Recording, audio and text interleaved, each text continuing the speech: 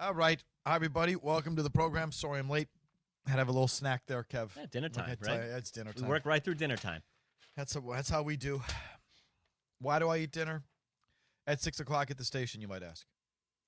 You don't eat after 8 o'clock, right? You go through the night. No. So is it 8? You said 8 o'clock, right? I do my best to have lunch between 1:30 and 2:30. Yep.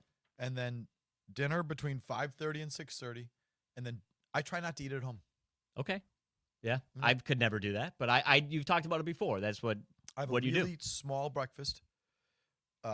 Really small, like maybe half an apple or like a little egg white thing like you would get at Starbucks. They sell them at Trader Joe's. Like something really small is breakfast. And then I don't try and eat anything else at home. Okay. Yeah. So it's a trick. My biggest problem is portion control. So I start eating, I just keep eating and Yeah. shoveling it. If I eat here and then get in the car and drive home, by the time I get home, the feeding frenzy is abated. I can't eat in the car. You know what I mean? I've eaten all my food. I bring my food, eat it, and then however long it takes to get home, by the time I get home, it's like I will have stopped eating. Yeah. You're no longer hungry. You get it out of the way. It's a trick. It's the kind of crap we talk about on the Off-Air Show. It's presented by the original light beer, Miller Lite, Legendary Stories, and the Off-Air Show. Starts with a light. Here's just over 50 years of Miller time. Who's this female golfer I'm supposed to ask you about? So Nelly Korda, who is currently the world #1 women's golfer. Maz, look, I've talked about it before. I'm a golf sicko. Men's golf, women's golf, What's her last college name? golf, Korda, Korda. Go ahead. Any golf that's on, I'm gonna watch it. Okay, I was watching one of the junior Corn Ferry Tour middle of the week events back in the Jesus. fall, in the hallway because I'm a sicko. But Maz tends to always walk in when I'm watching when the women's golf is in a major or something, and Nelly Korda's on the TV. So like you're some sort of creep. Yeah, exactly. But I do follow the women's game. The reason that I follow Nelly Korda is because when I was sitting around one day, this was 2018. The women's first major used to be the week before the Masters. It was nothing on TV one night, but the women's major went to a playoff. Had never really watched women's golf at all. And I was like, well, I'm going to watch this playoff because there's nothing else on TV. Playoff was ridiculously good, tremendous. So I was like, I should pay a little bit more attention to the game. And part of the reason why, if you're a casual person or you're trying to get into golf, don't watch the men play golf. Why? Well, they just bomb the shit out of the ball. They play a different game than us, okay? When Bryson DeChambeau or Justin Thomas is hitting a 7-iron, 212, 220 yards, you're never going to fucking do that as an amateur golfer. The women, they play a much more similar game to us. Their numbers, their yardages are more in line with us. How long do they drive it? I mean, the leaders are typically in the upper twos. Yep. In terms of how long they drive the ball. So they also don't try to bomb the ball and kill the ball, which is what we, amateurs, should not be doing. So you watch them play to see a similar game to you, a similar style. But going back to being a Nelly Korda fan, that playoff in 2018, I went through the leaderboard and was like, who should I be a fan of? And this is bad of me. At that time, across all golf, I was just an American golf fan. Guys like Rory, all those people, F off. So I was like, we're the top Americans on the leaderboard. First girl that was on the list, I think it was Jessica Song. I was like, she stinks. The next girl on the list was Jessica Korda, who's Nelly's older sister, also a professional golfer. Kind of fell down that rabbit hole. The family is friends with, I forget how, but they're friends with Zdeno Chara. Found out, I was watching a video, and Jessica said, a lot of people will say, oh, you should see my younger sibling. They're really good, and they're lying about it. She goes, you should see my younger sister play. She is much better than me. That's all I needed to say. Boom, Nelly Korda fan. I'm going to root for the younger sister. She had never won on tour, anything. Now she's an 18-time LPGA champion, 3-time major champion, Olympic gold medalist, has the best swing in the game. And when she's locked in, like maybe we were talking about, when she is locked in, there is nobody on the planet better than her. She won the first major of the year this year. Took a 6-shot lead into the weekend. Nobody ever got closer than 4 shots to her because she's just an absolute straight killer out there. But Maz is I'm always sitting in the hall watching it. It's the U.S. Women's Open this week at Riviera. It's going to be a great, great tournament. And, of course, who's hitting on the range that they have a solo on is Nelly Korda. So Maz is like, oh, this is your girl. So Maz always walks in when I'm watching Nelly Corda play golf. You're actually watching for the golf, though. Yes. Which I know. She's got nice long legs. That's How old is she? what people say. She's any probably 28. Okay, 27, 28. So she's an adult. Yeah. Yes, she's a pretty girl. I used to watch Alex Morgan, the soccer player, for her looks. I loved Alex Morgan. I still do. But I'm watching the golf for the golf specifically. Jake Seymour has some questions. What's your favorite Disney Pixar movie? Toy Story. My poor grandfather had to watch that movie like every day with me because I went to preschool right behind where his house was. He'd go pick me up, bring me home, and he'd be like, what do you want to do? And I'd be like, watch Toy Story. The poor guy probably knows the movie by heart. Toy Story in a runaway. Is WALL-E a Disney Pixar movie? Yes, it is. WALL-E. Love WALL-E. So I asked this question, by the way, because Toy Story 5 is coming out next week. Oh. Let me get to it. Okay. Jake puts in here that Toy Story 5 has a new twist. Don't tell me someone's like, binary or like it's No, it's after Woody, not there's anything wrong with it. I'm just saying. After Woody left Bonnie to stay with Bo Peep. Remember Bo Peep? this is from the Wikipedia. After page. Woody left Bonnie to stay with Bo Peep and help abandoned toys find owners, Jessie becomes the leader of Bonnie's room, with Buzz Lightyear as her second in command. However, a now 8-year-old Bonnie has become enamored of her new favorite plaything, a frog-like tablet named Lilypad. A frog-like tablet? So I looked at the movie poster. There is a tablet, like the Yeah. Elite Frogs from back in the day, probably like my generation, but it's a tablet that looks kind of like has frog ears. Yeah. And it's going to have play some role. Maybe the kid is an iPad kid. Oh, I see. Call. Yeah. And It's a she toy. doesn't I play get it. with the normal traditional toys anymore. That's going to be the vibe. They're going from the normal traditional toy to here's an Electronics, iPad, here's an electronic. So, yeah. And by the way, they should have ended after 3. They're going to a 5. Sounds like it. It's Sounds terrible. like it, if this is what we're doing. What do you put on your hamburger? Ooh. Well, if I'm just at home, here's one thing I take a lot of heat for. If I'm just at home, it's just a straight hamburger with ketchup, mustard, and cut up onions. No cheese. But I'm never going to be like at a restaurant ordering cheese on I a think burger. there's some people who, unless you're like lactose intolerant, before you start sending me hey, what about if you're lactose intolerant? Okay, listen, if you have some special medical condition, you're exempt from the following statement. But if you don't like cheese on your hamburger, I think there's something wrong with you. So at home, this is why. I like a nice cheddar cheese, right? Just I want I understand. piece of cheddar cheese. I don't always have that at home. Why? I don't know. So I just, at home, typically, ketchup, mustard, cut up onion. I But if understand. I'm at a It restaurant. doesn't make sense for you to put mozzarella on it or 3 Jack or something like that. A cheese that I'm not a fan of going on. Right. If I'm at a restaurant, I'm never going to be like, oh, don't put cheese on it. Like, put the damn cheese in the Put burger. some fucking American Yeah. cheese or cheddar cheese on my hamburger. And I will load, like, a And little if more. you don't feel that way, then there's something fucking wrong with Yeah. you. Unless, I'm lactose intolerant, Felger. No, okay, fine. If They you're- make dairy-free cheese. You can have that. you certainly can. I just if you don't like cheese on your burger, I think you're probably boring as a human being. Is Yeah. what I would say. Honestly, I think there's something wrong I with you. understand it. I Are think you I'm a boring. boat guy? Wish I could be more, right? I've been on a boat like 2 or 3 times in my life. Haven't been on a boat a lot, but it's one of those when you're on the boat, you're like, this is a really damn good time. So I would like to be more of a boat guy. None of my friends has a boat. Only like one person in the family has a boat. He lives 3 hours away. So not always on the boat, but I love being on a boat. Okay. I don't like boating. I like lunching. We go on boats all the time down in Florida. We belong to a little boat club on the Intercoastal that is on the other side of the Intercoastal from my family's place. And so we do that. All the Intercoastal's a interior waterway on the inside of the ocean. It's like a river. It never gets too rough. There's a light chop at most. And then there's restaurants and homes and condos up and down the Intercoastal. So all the time we will take a boat out and go from this spot on the Intercoastal to that spot, stop and have lunch, and then come back. And then it's a boat club. I don't own the boat. I pull up to the dock, coast in, and basically don't even let it come to a full stop before I'm out of the boat, tossing the guy $20 in the keys, and fucking off. I have no interest in owning a boat, wiping it down, spraying it down, maintaining it. I wouldn't know what the fuck to do if anything happened on that boat. I am a C- mariner, which is why we very rarely go out into the open ocean.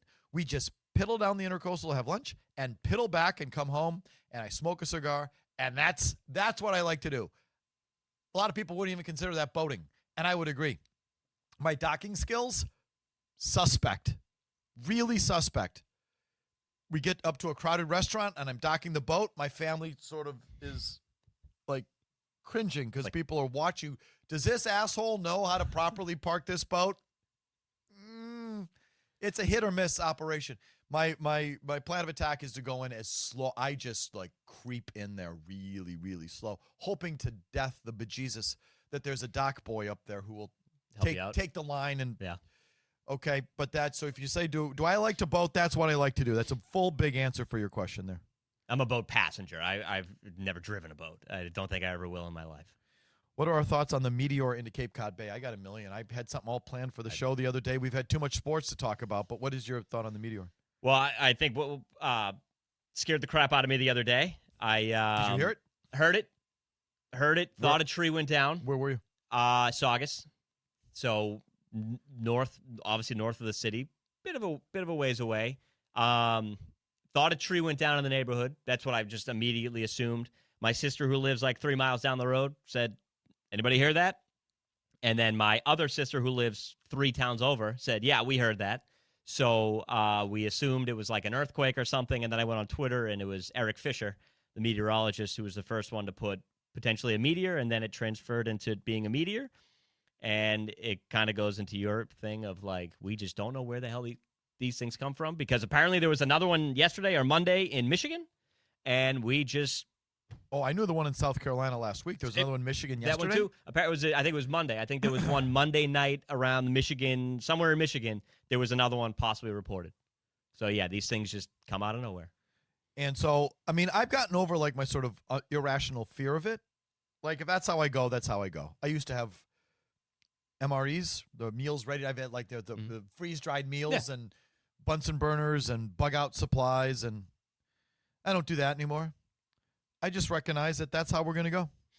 We're going in a space rock. That's what's going to happen.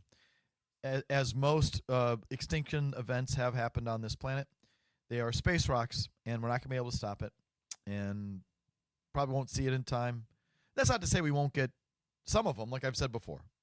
Maybe there's one that we can identify in time and we build the technology to divert it. I mean, we could do it. I'm sure that can happen. But there's going to be one that we just see too, like this one. You know, there's stuff exploding all over the place, and the scientific community is like, what the fuck was that? So ultimately, there's going to be one that's just big enough, hits in just the right spot, and we're kaput. Oh, yeah. It's coming. I had so much stuff on this the other day, and I can't find what I did with it. Keep going for a second. But it landed, so they say most of it landed in the ocean, so a good miss. But I texted with Ryan Beaton, who I believe lives in Plymouth, in that area. And he had texted back and forth with me. He said he did. I don't know if he said he didn't hear it but it seemed like some people down in that area didn't hear anything.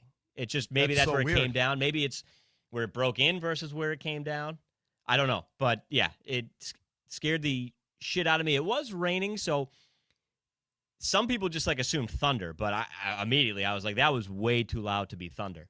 That like it was. I mean. I honestly was freaked for a little while. I was like, where did the tree come down in the house? First thing I did, look outside, make sure my car wasn't hit. You know, that's immediate, like, a tree just came down. Where did it come down? How am I going to get out of this place? But it ended up being a meteor. Just see this. I was in Salisbury on Saturday when this all happened. I didn't hear anything. Really? Yeah. So I had more people in that area. I thought it was up. People in New Hampshire reported hearing it, too. So yeah, I was right in the place to be. Yeah. Didn't hear a thing. Well. So I'll talk about this all fucking day if you let me. So you better be interested in this because I'm going to start talking about it. I read a thing in the Globe the other day, question and answers on it. Like, for example, if we had more wind farms and electric vehicles on the road, would this have happened? This is liberal. Liberal greenhouse gases. Now we have to liberal weenie snowflake. But the question is, has the global warming and deterioration of the ozone, does it make it more likely that meteors will impact us? The answer, And again, maybe this was Ken. I don't know who put this in the Globe. I'm sorry, the author. He says, she says, I think this still would have happened if we were more climate conscious. Space weather and our atmospheric weather are very different, but there is some correlation. Even though there's not a lot of data available to see how climate change has enhanced meteors, the general trend does suggest that a warmer, i.e. lighter atmosphere limits the ability to push back against inbound meteors. That sort of makes sense. If we have a thinner atmosphere, there's a less of a buffer from space rocks. But I would agree with the first sentiment, which is there's just going to be one that's so big, so fast, and so out of nowhere. It doesn't matter if we've got a dense atmosphere or a thin one, or we see it coming or we don't. We're fucked. Yeah. Ba-boom. That's how we're going, folks. And it's just a matter of when. When the meteor struck the water, do we know how much it heated the bay? Was there any impact on local aquatic life? Oh, little snowflake liberal. What? Oh, did some fishies die, you liberal? But I think this is the question. They're worried about the fishes dying. We're still not sure the size of the meteorites by the time it hit the water. When the sonic boom occurred, it broke up the already burning meteor into fragments, and those fragments likely continued to break down by the time they reached the ocean. Still, even small meteors would have unfortunately devastated any marine life immediately in the line of fire, either by the rocks themselves or by the localized intense shock waves the meteor created. So yes, if a fish got hit by the space rock, it would have perished. Its time was done. It was over. It got. Which that doesn't bother me. I don't go in the ocean because I hate all seafood, fish, anything in there, whatever. So, you don't like eating it, or you don't like? Oh, and eating it. Don't like going in the ocean. None of that. You're strictly meat and potatoes. Yeah. You don't eat fish. No. Shrimp, crustaceans, Nope. lobster. No. Nothing. Nope. And you don't even go in. No. Only to pee. May I ask you an embarrassing question? Yeah. Do you know how to swim? Yes. Are you a strong swimmer? Not great. If you never go in, I would say you're probably not. I'm not. No, not a But strong you're a pool swimmer. swimmer. Oh, absolutely. Yeah. I will swim in a pool. Anyway, lake, pond, river, ocean, anything else? Nope. Oh, this I found interesting. Where did the meteor come from? Is it rogue or part of a meteor shower? Good question. He says, now I'm definitely not a NASA astronomer, but I'm starting to lean towards the theory that this meteor was part of the annual meteor shower that peaks in early May. It's called Eta Aquarids.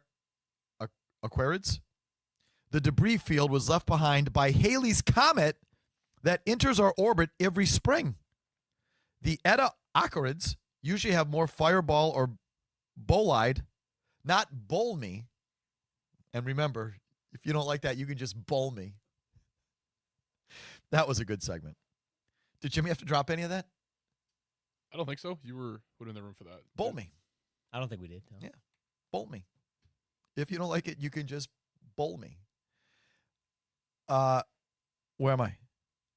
It's just part of Halley's fucking Comet. Isn't that kind of cool? Yeah, I didn't know that happens. I didn't know there was a meteor. What are they? A meteor shower every May. So who the no fuck idea knew? that happened. So why wasn't this predicted? The $1 million question. Answer: it's really difficult to spot individual meteors. No shit. What have I been telling you now for like 10 years? Thank you. Right no again. idea where it is. Felger, right again. I don't need to read it anymore. It happens all the time. Some giant space rock buzzes the Earth. Some meteor comes in a ball of flames careening into Cape Cod Bay, setting off car alarms, dogs cowering underneath the couch. Ba-boom! And the science community, the astronomers looking and go, we didn't see that one coming. Happens all the time. Yeah. They're like 3 in a week, so they just don't know what's happening. Can we find some space rocks on the beaches over the next couple of weeks? Answer: there's a very good chance that some meteorites are in Cape Cod Bay, roughly about 10 miles off the coast. Meteorites are simply meteors that reach land or sea. But they say it'll be tough for bits of meteorite to wash ashore because they're so heavy, and they will have sunk into the bottom of the ground. How far was the meteor from making landfall, and if it had, would that have altered our experience? Another $1 million question. What if that had hit in downtown Boston? Ooh. Answer: the meteor came down about 10 to 15 miles off the Massachusetts coast in Cape Cod Bay. Even though the remaining meteorites are likely very small, a ping pong ball or smaller. That could have been very dangerous if it came down in the city. Traveling faster than a bullet, it would have easily caused bodily harm if a person were struck or smashed through a roof or window of a building. If that came down in the city, it would have smashed through your car roof. Yeah. It would have smashed through your home's roof. And if it got you, you'd be freaking pulverized. Yeah.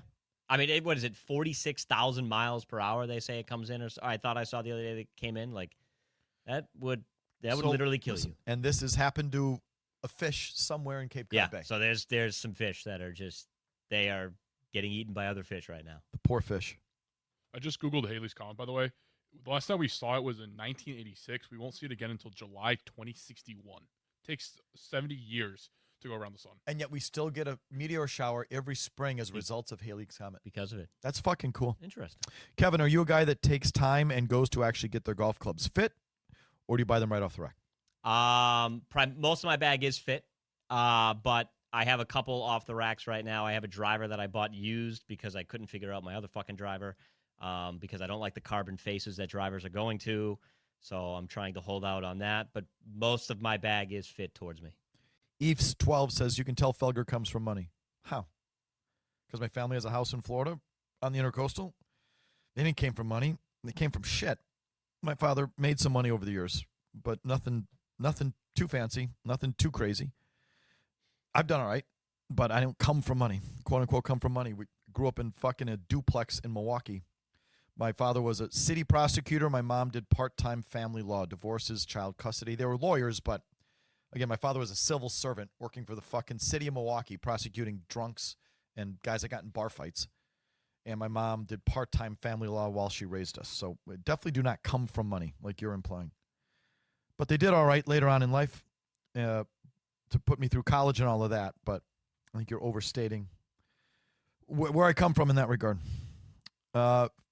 Jeffrey says, Felger, did you like or love the food on your trip to Italy? Please give it a rating. Oh, how was that? Yeah. Quickly, what parts did you go to again? B plus A minus. Capri for most of it. Okay. Which is expensive and fancy as fuck. That I'll give you. That was one expensive ass vacation. Woof. Wow. So yes, I have the money to go on vacation like that, but not every year. That's like a once, that my daughter graduated college. So Okay. I think as Reasonable. part of that celebration, we did a family trip, the core four, my wife, myself, my two daughters, just the four of us. Wonderful. Great. Expensive as fuck. Flew into Madrid, spent a day there. Capri, then flew to Naples, went to Capri for 5 days, flew back, or took the train to Florence for a day and a half, and then back through Barcelona to Boston, where the airline promptly lost 2 of our 4 fucking bags in Barcelona. I'm still waiting for them. That's getting annoying. What was the question? The food. Food, yes. It was good. I'm not a foodie, but it was so in Capri, like it's all the same. Mm-hmm. It's margarita pizzas. It's like buffalo mozzarella salads, pizzas, and pasta. And there's not like a variety of pasta. Like I couldn't get spaghetti and meatballs. I know that sounds so American, but it's like it's all just pasta with tomatoes. And maybe there's like one red sauce dish on there, but it's all al dente. And like Sarah, we both eat so little pasta, just trying to stay fit, that Sarah's like, this is even undercooked. I'm like, I don't think it's undercooked, honey. That's the way you're supposed to make it. Al dente, right? Like it's just harder, and that's the way we do it wrong here in America. They do it right. The food was excellent, but it was the same menu every place we went, I feel like. I mean, so having never been to the homeland, hoping to be into the homeland, obviously I feel like you're right. Like they make it the right way out there, and we've had the American way. So feeling like maybe undercooked. Maybe I've had a few. I wouldn't be able to name the places, but like in my life where I've gone to some more upscale Italian restaurants, it's that way. You think it's undercooked, but they're like, no, it's the way they make it out there. But that does also sound like the dream to me. Pasta and pizza. I mean, the Italian. Then you'll have. Oh my God. But there's not much variety on the pizza. It's not like you can go to America and get like buffalo chicken and barbecue sauce, or it's all sort of some variation of mozzarella and basil and That. You cannot get sausage on I could not get sausage on my pizza in Capri. I could not get a meatball pizza. I couldn't get any meat. By the end of the 5 days in Capri, I'm like, can I get some fucking meat? There's a lot of places that just don't even really. So like they would have one steak offering on like every menu. The rest is just pasta. Capri is phenomenal, says Keith. You stayed at the Grand Hotel Quinsana. I am sure. No, but I know exactly where it is. We stayed right behind the Hotel Quinsana at La Residenza in Capri, which is right down the little fucking walkway from the Hotel Quinsana. I would recommend, Kevin. So Capri is hard to get to. Mm. It's crowded as fuck. It's expensive as fuck.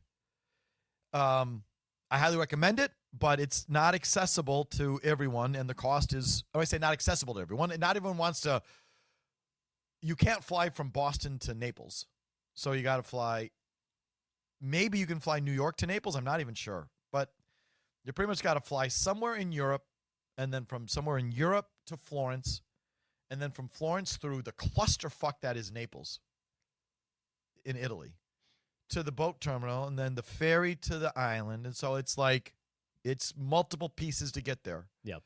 Not everyone wants to do that. And then once you're there, I think paying out the ass. Maybe there's cheaper options that we just don't explore because Sarah, it's just not how we roll. But Florence. Yeah. I think Florence is one of the great cities in Europe. There's a million places in Italy that I don't know that people say are better, but I do know Florence, and I highly recommend that. See, for me, so I've looked. I obviously would ever really need the reason to go, which I do. According to my father, my grandfather, where the Maggiores, my branch of Maggiores are from, is Sicily. So obviously would love to go to Sicily, but there's Lake Maggiore, which is at the top of Italy. What is it? Lake Maggiore. Is that what you're named after? I don't know if we're named after the lake. I'd have to try and figure out if I got there. That's where I want to go. I'd claim it. Part of the Italian and Switzerland border is in the middle of Lake Maggiore. So, like, if I ever go there, I want to go to Lake Maggiore, which is way up top, but I also want to go to Sicily because that's apparently where my Maggiores are from, or where they came over, at least where last were before they came over. So it's top, bottom. I feel like I got to see the whole damn place. Pete says, if your parents put you through college, then you grew up with money. Okay, well, if that's how you define it, then maybe I did. Does it matter that it hurt? Meaning, it wasn't like my father was like, I get to send you to college. No, it was like they had to make choices. Yeah. But, okay, if did your parents put you through college, Jake? Yeah, they helped me out, with that. I'm student loans, private loans, so all kind of a little bit of everything. Okay. So if your parents helped you through college, you come from money. I guess so. I guess that's me too. Is that your parents put you through college? I guess, yeah. I guess so. You little rich fuck. Yeah. Went to college. I commuted, but I went to college on the beach for somebody that hates the beach. But where was that? Endicott. I was going to say Beverly. Endicott. Yeah, what a beautiful spot that is. Unbelievable. Oh, 20 minutes north of where I live, though, so I just commuted, drove up and down. You didn't do student housing? No. Wanted to stay home. Learned very quickly in college that I wanted to stay home. I started at Southern New Hampshire University. I moved in Sunday, and I moved home Saturday. Are you shitting me? Yep. You spent 6 days? 6 days at school. And you went right back home? Went right back home. Salvaged a semester at the local community college and ended up in again, you're still there? Yeah, in the basement. Kev, how old are you now? Dream living. You can ask me this for another 3 weeks. I'm 31. 2.5 weeks. But you're moving in 2.5 weeks? No. My birthday's in 2.5 weeks, so I'm 31 now. But okay, it's not dream living. It's absolutely not. But when you choose to work in radio, sometimes you have to make decisions. Yeah, I get it. But no, yeah, I lasted my first school at 6 days, but proud of it. Made the right decision to come home, and I honestly don't know if I stayed there. I don't think I'd be here today. I say that I don't. Why? So the way that I got into radio, the first connection I made in radio was I don't know if you would remember him. He was basically the Roger Moore of Mix 104.1, John Melly.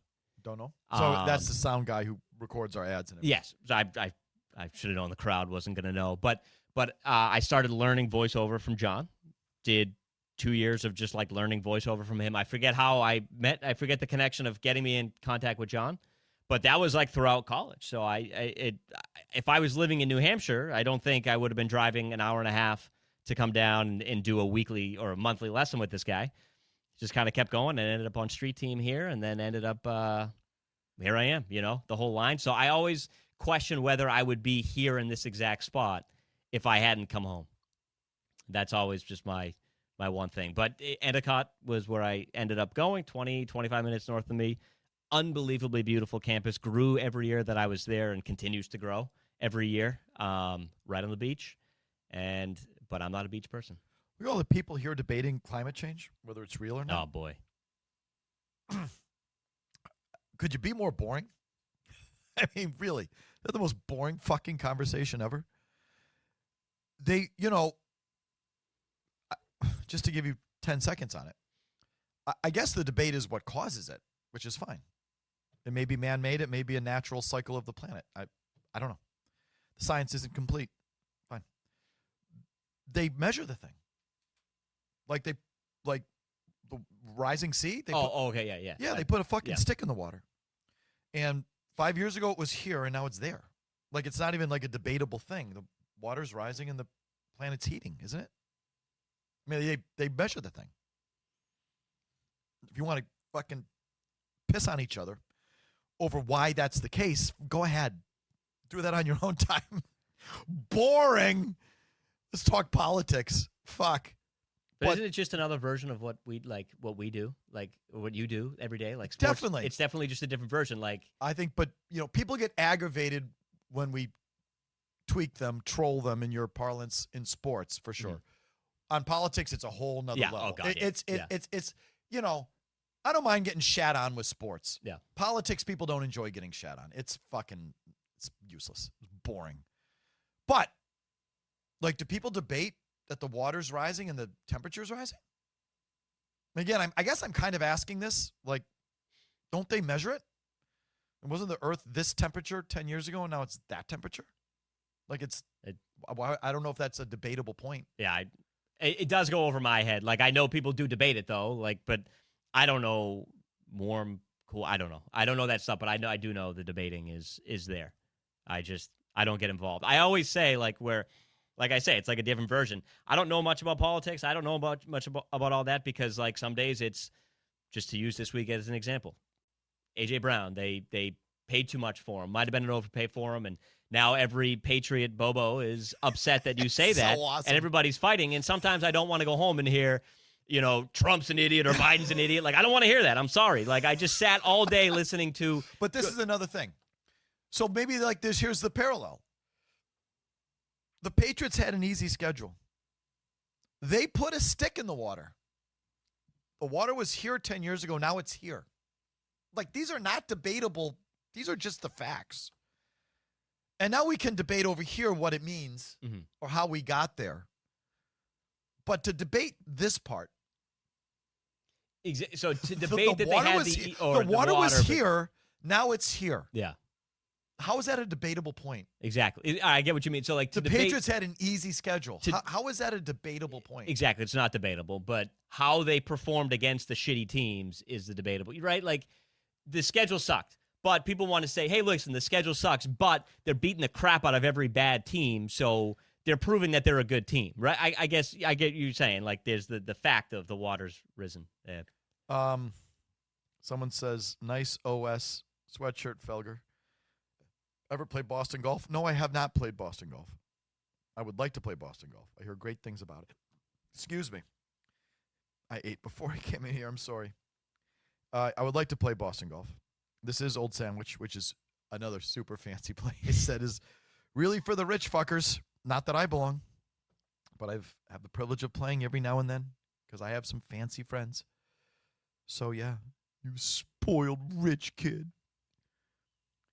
Alex says, are your kids spoiled as a result of your wealth? Well, let's define wealth. I don't think I have wealth. I have some money. I make good money. I don't know if I'm wealthy, but are my kids spoiled as a result of it? My oldest, I have no beautiful, beautiful sense of money and value and is not spoiled at all. No worries about the 22-year-old. 21-year-old, soon to be 22, who just graduated college, gets it. The younger one, I have to work on that. We'll see. Perks of being the youngest. We'll see. Yeah, maybe it's a young kid. Yeah, I don't know. Maybe being the youngest. Were you I the know, youngest? I'm the youngest. So I know maybe there were certain times that my mother especially favored me over the others. But I get this asked this one all the time. Favorite Dead shows. I saw 60 when Garcia was alive. Post Garcia, I'm probably up to close to 150. So like I can't tell you one fucking show. But the most memorable ones I saw were they did 2 surprise shows to kick off the spring 1989 tour. They played at a place called Hampton Roads, Virginia. If you're a Deadhead, you know the place perfectly. You know the shows. They called them the Warlocks. Their original band name when they were started out in 1965 were the Warlocks. 64, they were the Warlocks. They changed their name to the Grateful Dead shortly after. But they wanted it. It's just this little minor league hockey rink, maybe 5,000, 7,000 seats, something like that. So they wanted to, and they loved the place, and they loved playing the place. But by the time we got to 1989, they were too big to play it.